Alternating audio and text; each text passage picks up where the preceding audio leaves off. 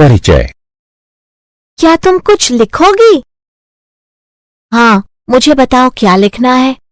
तो लिखो, x एक संख्या है। x में स्वयं x गुणा करने पर जो संख्या हमें मिलेगी, मेरे पास ठीक उतनी ही किताबें हैं। ठीक है।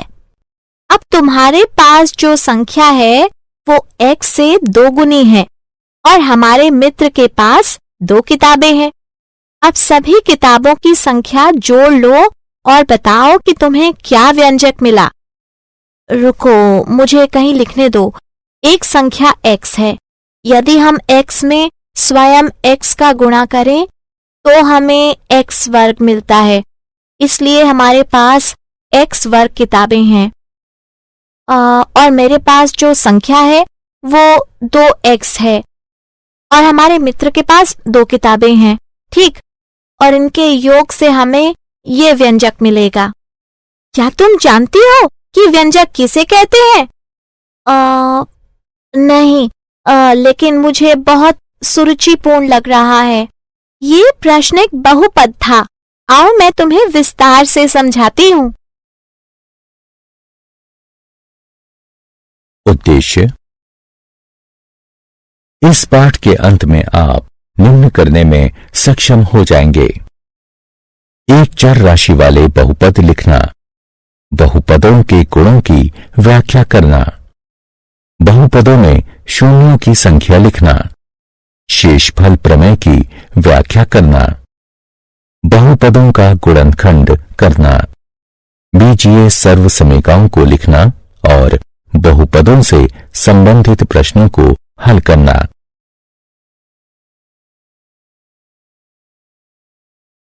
एक चर राशि वाले बहुपद। एक बहुपद केवल जोड़े, घटाए या गुणा किया जा सकने वाले पदों से बनता है। एक बहुपद ऐसा दिखता है। बहुपद बहु और पद से मिलकर बना है, जिसका मतलब है कई पद।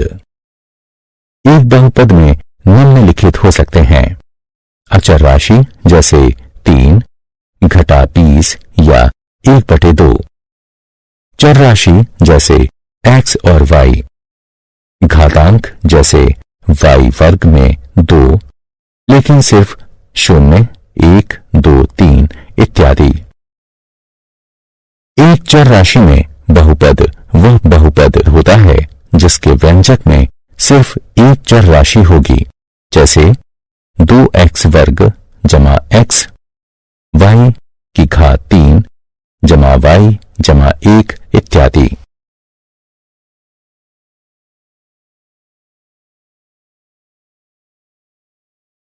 परिभाषाएं।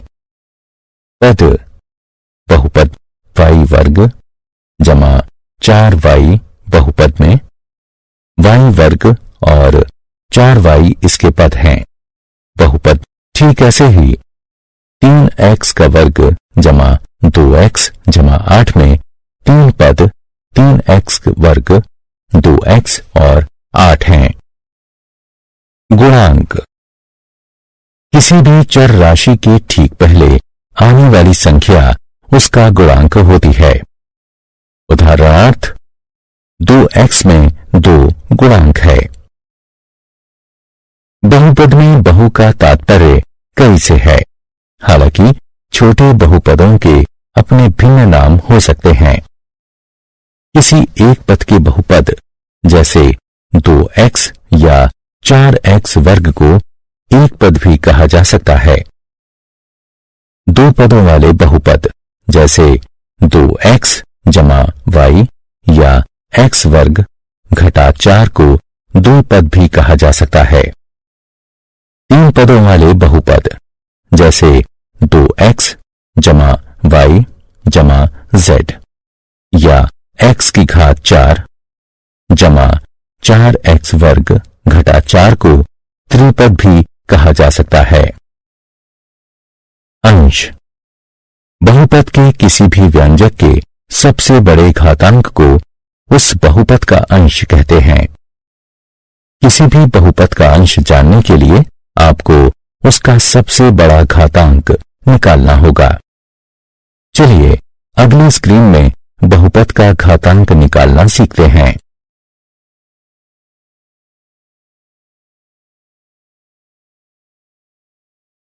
उदाहरण 4x वर्ग जमा 6x जमा 5। इस बहुपद के 3 पद हैं। पहला 4x वर्ग है, दूसरा 6x और तीसरा 5 है। पहले पद का घातांक 2 है, दूसरे पद का घातांक 1 है, क्योंकि 6x बराबर 6x की घात 1 है। तीसरे पद का घातांक 0 है, क्योंकि 5 बराबर 5x की घातांक 0 है। और किसी भी चर अचर राशि का घातांक यदि 0 है तो वह राशि हमेशा 1 के बराबर होगी। इस प्रकार 5x की घातांक 0 बराबर 5 गुणा x की घातांक 0 बराबर 5 गुणा 1 बराबर 5। क्योंकि सबसे बड़ा घातांक 2 है, इसलिए 4x वर्ग जमा 6x जमा 5 का अंश 2 होगा।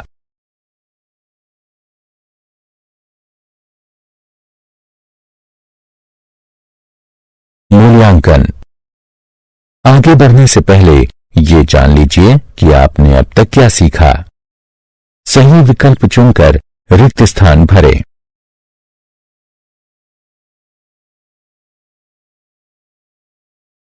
बहुत अच्छे।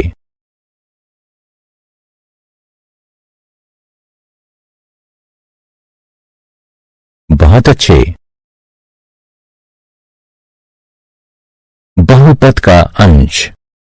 वह बहुपद जिसका अंश 1 हो रेखीय बहुपद कहलाता है।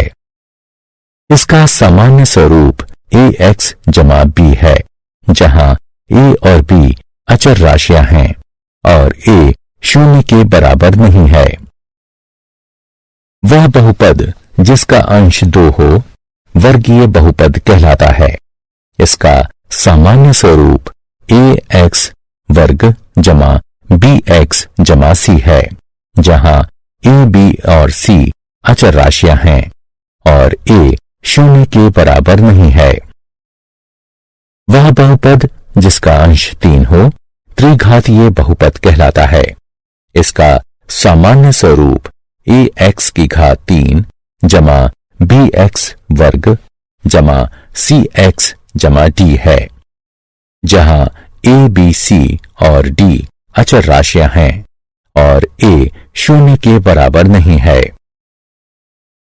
यदि किसी बहुपद में सभी अचर राशियां 0 हैं, अर्थात a 0 बराबर a1 बराबर a2 बराबर a3 बराबर इत्यादि बराबर an बराबर 0, तो वह बहुपद शून्य बहुपद कहलाता है। शून्य बहुपद को 0 से दर्शाते हैं। शून्य बहुपद का अंश परिभाषित नहीं है।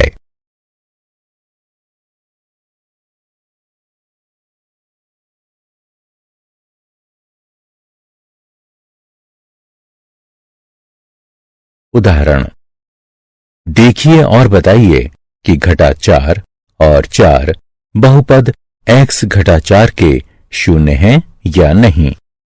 हल। माना कि px बराबर x घटा 4। घटा 4 के मान को प्रतिस्थापित करने पर हमें p घटा 4 बराबर घटा 4 घटा 4 बराबर घटा 8 मिलता है। 4 के मान को प्रतिस्थापित करने पर हमें p4 बराबर 4 घटा 4 बराबर 0 मिलता है। हम देख चुके हैं कि p घटा 4 बराबर घटा 8 और p4 बराबर 0 है। इसलिए 4 तो x घटा 4 का 0 है, लेकिन घटा 4 नहीं है।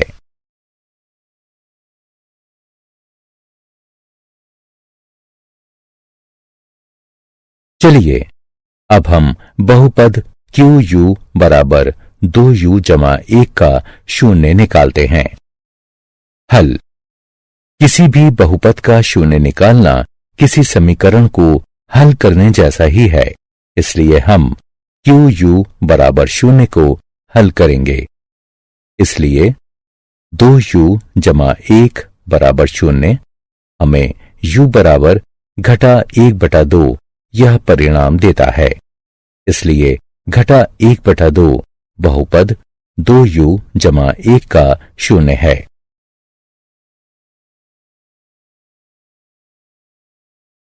मूल्यांकन। आपके लिए कुछ प्रश्न। सत्य या असत्य पर क्लिक करें। बहुत अच्छे।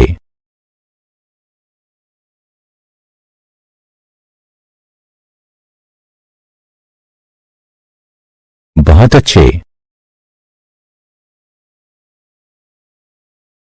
शेषफल प्रमेय। अंकगणित में हम कैसे भाग देते थे यह हमें याद है। उदाहरणार्थ 7 को 2 से भाग देने पर 3 आता है और शेषफल 1 बचता है।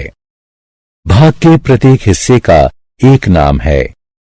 भाज्य, भाजक, भागफल, शेषफल। इसे इस रूप में भी लिखा जा सकता है। भाज्य बराबर भाजक गुणा भागफल जमा शेषफल। ठीक इसी तरह हम बहुपदों को भी विभाजित कर सकते हैं। उदाहरणार्थ 5x की घात 3 जमा x वर्ग जमा x बटे x। जहां हम मान लेते हैं कि x बराबर 5x वर्ग जमा x जमा 1, 5x की घात 3 जमा x वर्ग जमा x के गुणनखंड हैं और 5x की घात 3 जमा x वर्ग जमा x, 5x वर्ग जमा x जमा 1 और x का गुणज है। अब देखते हैं कि शेषफल प्रमेय क्या कहता है। माना कि px ऐसा बहुपद है जिसका अंश 1 या उससे बड़ा है। माना a कोई वास्तविक संख्या है। यदि p x में रेखीय बहुपद x घटा a से भाग दिया जाए तो शेषफल pa बचता है।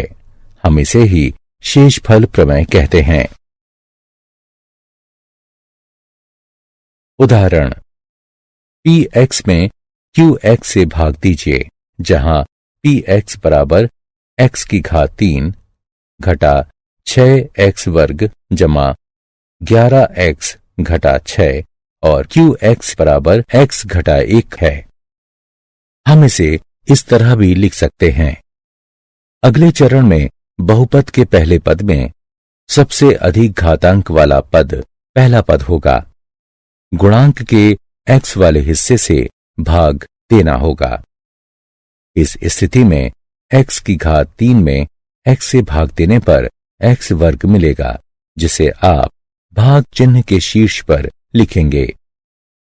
अगले चरण में आप उस पद को भाजक से गुणा करेंगे जो आपने भाग चिन्ह के शीर्ष पर लिखा है। इस स्थिति में आप घन x घटा वर्ग x पाने के लिए x घटा 1 का वर्ग x से गुणन करेंगे। इसके बाद इसे विभाजन पंक्ति के अंतर्गत घटाएंगे। घटाने से आप उस पद से छुटकारा पा जाएंगे जिसका घातांक सबसे अधिक होगा, जिससे बहुपद का आकार छोटा हो जाएगा और जो एक शेषफल होगा। अब हमारे पास एक नया बहुपद है जिसके लिए हम दूसरा चरण दोहराएंगे। इस उदाहरण में हम 5x वर्ग में x से भाग देंगे और परिणाम घटा 5x को उस पद के साथ जोड़ देंगे जो पहले से भाग चिन्ह के शीर्ष पर है। अब हम तीसरे चरण को दोहराएंगे।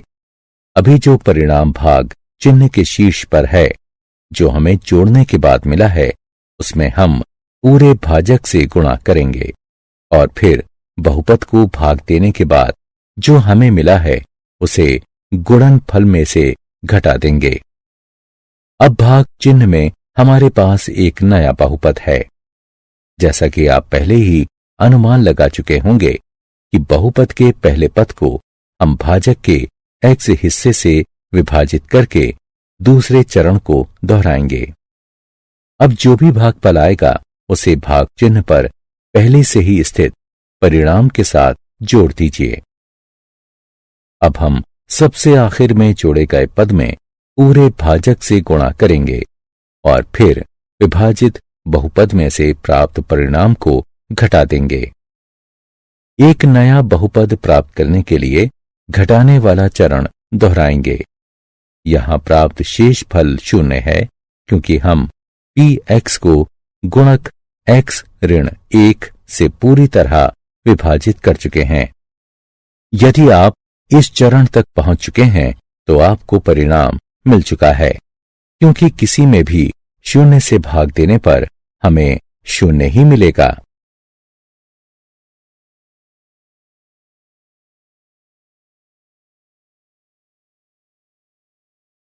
दो x की घात 4 जमा x की घात 3 घटा x वर्ग जमा x जमा 3 में x घटा 1 से भाग देने पर शेष फल क्या होगा? हल। यहां px बराबर 2x की घात 4 जमा x की घात 3 घटा x वर्ग जमा x जमा 3 और x घटा 1 का शून्य 1 है। इसलिए p1 बराबर 2 1 की घात 4 जमा 1 की घात 3 घटा 1 वर्ग जमा 1 जमा 3 बराबर 6। इसलिए शेषफल प्रमेय के अनुसार 2x की घात 4 जमा x की घात 3 घटा x वर्ग जमा x जमा 3 में x घटा 1 से भाग देने पर शेषफल 6 होगा।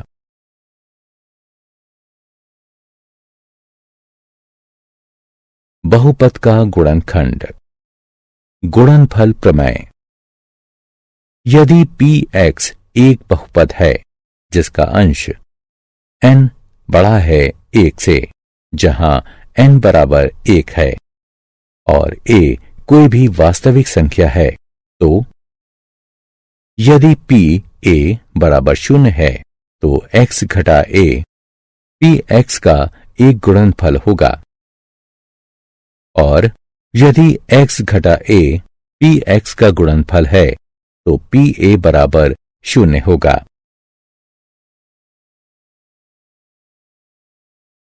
गुणनफल के उदाहरण।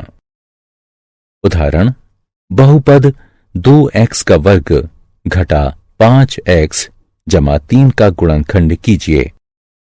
हल। माना f(x) बराबर 2x वर्ग घटा 5x जमा 3 है। चलिए प्रयत्न और त्रुटि विधि द्वारा x बराबर 1 की जांच करते हैं। इसलिए f1 बराबर 2(1) का वर्ग घटा 5 1 जमा 3 बराबर 2 घटा 5 जमा 3 बराबर 0। गुणनफल प्रमेय के अनुसार यदि f1 बराबर 0 है तो x घटा 1 बहुपद fx का गुणनखंड होगा। इसलिए x घटा 1 दिए गए बहुपद का गुणनखंड होगा। दिए गए बहुपद में x घटा 1 से भाग देने पर हमें 2x घटा 3 मिलता है। इसलिए दिए गए बहुपद के गुणनखंड x घटा 1 और 2x घटा 3 होंगे।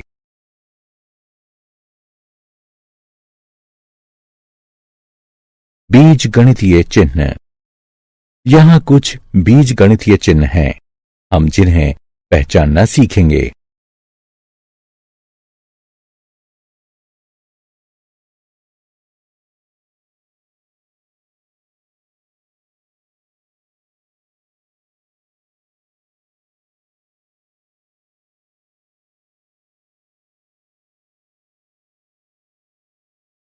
उदाहरण: सीधा सीधा गुणा किए बिना 107 गुणा 104 का मान बताइए। हल। समीकरण की गणना करके हल करने पर हमें 11128 प्राप्त होगा।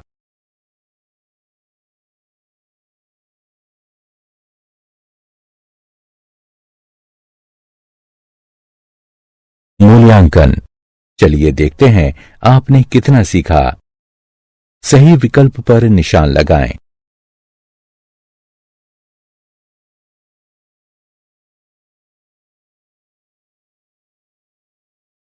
बहुत अच्छे।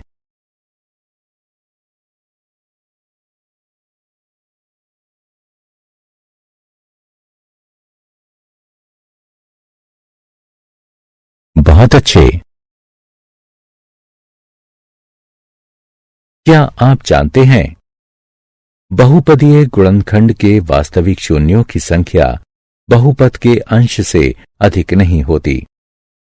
एक बहुपद के वास्तविक शून्यों की संख्या उस बहुपद के अंश के बराबर या अंश से 2 के गुणनफल में कम की संख्या के बराबर होगी।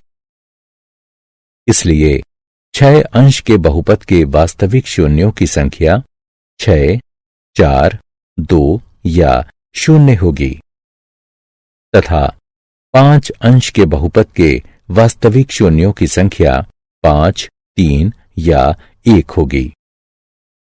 विषम अंश के सभी बहुपदों का कम से कम एक वास्तविक शून्य होता है। यह तथ्य ऊपर कही गई बातों के आधार पर निकला है। किसी बहुपद का सबसे बड़ा अंश टर्निंग पॉइंट्स कम से कम 1 अधिक होना चाहिए।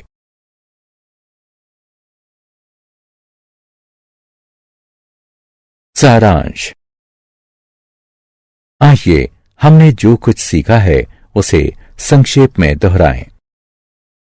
एक बहुपद px एक चर राशि x में x रूपों में एक बीजीय अभिव्यक्ति है। px बराबर an xn जमा an घटा 1 x की घात n घटा 1 जमा इत्यादि जमा a2 x वर्ग जमा a1 x जमा a0 जहां a0 a1 a2 इत्यादि an अचर राशियां हैं और an जो बराबर नहीं है 0 के। एक पद के बहुपद को एक पद कहते हैं। 2 पदों के बहुपद को द्विपद कहते हैं। 3 पदों के बहुपद को त्रिपद कहते हैं। एक अंश के बहुपद को रेखीय बहुपद कहते हैं। 2 अंश के बहुपद को वर्गीय बहुपद कहते हैं।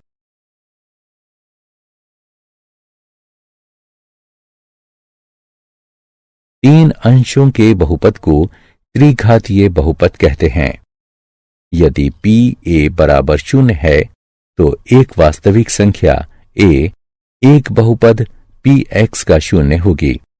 इस स्थिति में a समीकरण px बराबर 0 का मूल कहा जाता है। एक चर राशि वाले हर रेखीय बहुपद का एक विशिष्ट 0 होता है। एक अचर राशि जो 0 नहीं है इसके बहुपद का कोई 0 नहीं होता और हर वास्तविक संख्या का 0 बहुपद का एक 0 है। शेषफल प्रमेय। px कोई बहुपद है जिसका अंश 1 या उससे बड़ी कोई भी वास्तविक संख्या है। यदि px में रेखीय बहुपद x घटा a से भाग दिया जाए तो शेषफल pa बचता है। गुणनफल प्रमेय। यदि pa बराबर 0 है तो x घटा a px का एक गुणनफल होगा और x घटा a px का गुणनफल है तो pa बराबर 0 होगा।